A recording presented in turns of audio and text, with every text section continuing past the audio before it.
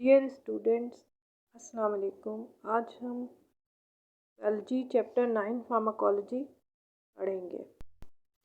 Pharmacology क्या है? Pharmacology वो ब्रांच ऑफ बायोमेडिकल साइंस है जो कि ड्रग्स के यूजेस, इफ़ेक्ट्स और मोड ऑफ एक्शन से कंसर्न हो। फार्मासिस्ट कौन होते हैं? फार्मासिस्ट वो होते हैं जो फार्मेसी को स्टडी करते हैं, मेडिकेशंस को डिस्पेंस करते हैं, यानी कि मेडिकेशंस बनाते हैं और देते हैं और उनको सही तरीका बताते हैं इस्तेमाल करने का। Pharmacology as a branch of science emerge की अर्ली 19th सेंचुरी में। ऑसवर्ल्ड शेमेडेबर्ग को फाउंडर ऑफ मॉडर्न फार्माकोलॉजी कहा जाता है। उसने जिन दो मेडिसिन्स पर सबसे ज़्यादा स्टडी की वो क्लोरोफॉर्म और फ्लोरल हाइड्रेट थी। ड्रग्स को हम कैसे डिफ़ाइन करते हैं? ड्रग्स वो केमिकल सब्सटेंसेस होती हैं जो कि ट्रीट करने के लिए, क्योर करने के लिए या प्रिवेंट करने के लिए एक डिज़ीज़ को इस्तेमाल होती है, या फिर वेल बीइंग और आर्टिफिशियल प्लेजर देने के लिए ह्यूमन बीइंग को इस्तेमाल होती हैं। ड्रग्स की दो कैटेगरीज हैं, फार्मास्यूटिकल ड्रग्स जिसको मेडिसिनल ड्रग्स भी कहते हैं और एडिक्टिव ड्रग्स। मेडिसिनल ड्रग्स वो ड्रग्स होती हैं जो कि डिजीज़ को ट्रीट करने या प्रिवेंट करने के लिए इस्तेमाल होती हैं और पेशेंट को फिज़िकली नॉर्मल करती हैं, यानी कि पेशेंट्स आसानी से क्योर हो सकते हैं या फिर ये कि बीमारी से सेहतयाब हो सकते हैं। मेडिसिनल ड्रग्स के क्या सोर्सेज होते हैं, यानी कि किन ज़राए से वो हासिल की जा सकती है? जैसे प्लांट्स हैं, एनिमल्स हैं या फिर लेबॉर्ट्री में खुद सिंथेसाइज की जा सकती है। बहुत से प्लांट्स स्पेशल सब्सटेंसेस प्रोड्यूस करते हैं अपनी रूट्स में, लीव्स में, फ्लावर्स या सीड्स में, और इन सब्सटेंसेस को एक्सट्रैक्ट करके ड्रग्स बनाई जा सकती हैं, या फिर इनके रूट्स, लीव्स, फ्लावर्स या सीड्स को directly as a herb, as a medicine use किया जा सकता है।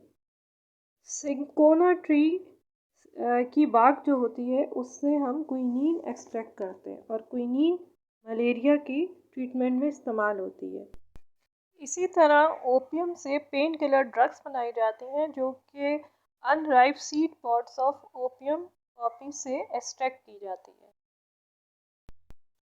कुछ एनिमल के पार्ट्स और एनिमल से निकली हुई प्रोडक्ट्स भी ड्रग्स बनाने में इस्तेमाल होती हैं।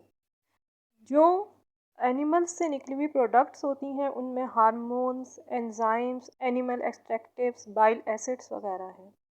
इसकी एग्जांपल्स में गोनेडोट्रोपिन है जो कि एक हार्मोन है जो हॉर्स के सीरम से प्रिपेयर किया जाता है। इसी तरह से एंजाइम है हायालुरोनिडेज जो कि हेड ऑफ द लीचेस से, स्नेक वेनम से या मेमेलियन टेस्टिस से एक्सट्रैक्ट किया जाता है। माइक्रो ऑर्गेनिजम्स जैसे कि बैक्टीरिया और फंजाई हैं, इनको भी इस्तेमाल करके कुछ ड्रग्स बनाई जाती हैं, खासकर एंटीबायोटिक्स और एंटीफंगल्स, जिसमें कि टेट्रासाइक्लिन शामिल है, लोवास्टेटिन शामिल है और पेनिसिलिन, एम्पिसिलिन वगैरह। कुछ ड्रग्स मिनरल्स से सिंथेसाइज्ड होती हैं या फिर मिनरल एज सच ही एज अ सप्लीमेंट यूज़ होते हैं, जैसे कि आयरन दिया जाता है अनीमिया को ट्रीट करने के लिए। इसके अलावा जिंक इस्तेमाल होता है डायरिया में और मेल न्यूट्रिशन में। जिंक को जिंक ऑक्साइड पेस्ट के तौर पे भी यूज़ किया जाता है वूंड्स को जल्दी हील करने के लिए और एक्जिमा को ट्रीट करने के लिए। इसके अलावा गोल्ड सॉल्ट्स भी यूज़ होती हैं जो कि रूमेटाइड आर्थराइटिस की ट्रीटमेंट में इस्तेमाल होती हैं। कुछ ड्रग्स लैब्स में केमिकल्स से बनाई जाती हैं। ये नेचुरल नहीं होती, नेचुरल इंग्रेडिएंट्स के इस्तेमाल से ज़्यादातर नहीं बनती हैं। इनकी एग्जांपल में मारीजुआना है, फ्लोरल हाइड्रेट है। नेक्स्ट टॉपिक पे आते हैं, principal usages of important medicinal drugs, यानी कि मेडिसिनल ड्रग्स कहाँ इस्तेमाल होती हैं? तो ये पेन किलर्स के तौर पे यूज़ होती हैं, जो पेन कम करने के लिए इस्तेमाल होते हैं, जैसे पैरासिटामॉल है, एस्प्रिन है, पैनाडोल है। इसके अलावा एंटीबायोटिक्स के तौर पे यूज़ होती हैं, जो कि बैक्टीरियल इन्फेक्शंस को ट्रीट करने में इस्तेमाल होती हैं। इसमें पेनिसिलिन है, सेफ़्लोस्पोरिन्स हैं, टेट्रासाइक्लिन है। इसके अलावा वैक्सीन है, जो कि प्रिवेंट करती है किसी डिज़ीज़ को होने से, और इंसान के जिस्म में क़ुव्वत मुदाफ़त बढ़ाती है एक बीमारी के ख़िलाफ़। इसमें हेपेटाइटिस वैक्सीन है, रेबीज़ वैक्सीन है, कोविड-19 वैक्सीन है। इसके अलावा medicinal drugs as a sedatives use होती हैं एंजाइटी को ट्रीट करने के लिए और स्लीप प्रॉब्लम्स को कॉम्बैट करने के लिए, जैसे डायज़ेपम है, वेलियम, एल्प्राज़ोलम है और क्लोनाज़ेपाम है। मेडिसिन्स के बारे में कुछ याद रखने वाली बातें हैं, जिसको हमारी बुक में डेंजर जोन के तौर पे अलग से दिया गया है। किसी भी मेडिसिन से एलर्जिक रिएक्शन हो सकता है, जो कि सिंपल रैश से शुरू होकर लाइफ थ्रेटनिंग एनाफाइलेक्टिक रिएक्शन तक हो सकता है, यानी कि इंसान की डेथ भी हो सकती है। इसके अलावा पेन किलर्स और सेडेटिव्स का ज़्यादा इस्तेमाल उनकी एडिक्शन क्रिएट कर देता है, जिससे मज़ीद आपको प्रॉब्लम्स हो सकती हैं। वैक्सीन से कभी भी डिज़ीज़ नहीं हो सकती, क्योंकि ये इनएक्टिव माइक्रो ऑर्गेनिज़म से बनाई जाती है, बल्कि ये इम्यूनिटी क्रिएट करती है।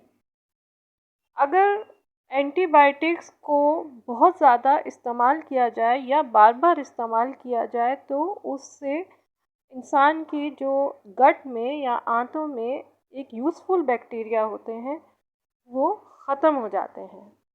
इसी तरह रिपीटेड एंटीबायोटिक्स यूज़ करने से सिर्फ वायरल इन्फेक्शंस के लिए antibiotic resistant strains of bacteria पैदा होती हैं, जो कि फिर यूजुअल एंटीबायोटिक से हम ट्रीट नहीं कर सकते हैं।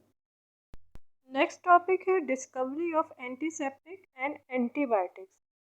एंटीसेप्टिक्स क्या होती हैं? Antiseptics are antimicrobial substances that are applied to living tissue और skin to prevent the microbial infection. यानी कि ये ऐसे केमिकल्स होते हैं जो कि आप स्किन पे अप्लाई करते हैं या स्प्रे करते हैं, ताकि जरासीम से बचा जा सके। सर जोसेफ लिस्टर, जिनको फादर ऑफ एंटीसेप्टिक सर्जरी कहा जाता है, उन्होंने हमारे लिए सेफ़ मेडिकल प्रोसीजर्स की राहें हमवार की। यानी कि उनकी वजह से उन्होंने जो एंटीसेप्टिक प्रोसेस बताया या एंटीसेप्टिक्स इस्तेमाल की, उनकी वजह से सर्जरी में और चाइल्ड बर्थ में जो डेथ्स हो जाती थी या इन्फेक्शंस ज़्यादा हो जाते थे, उनमें नुमायाँ कमी हो गई।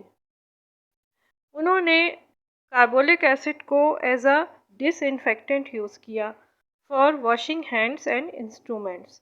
इसके अलावा उन्होंने स्प्रे मशीन भी ईजाद की, जिससे उन्होंने डिसइंफेक्टेंट स्प्रे किया और जरासीम्स को किल किया।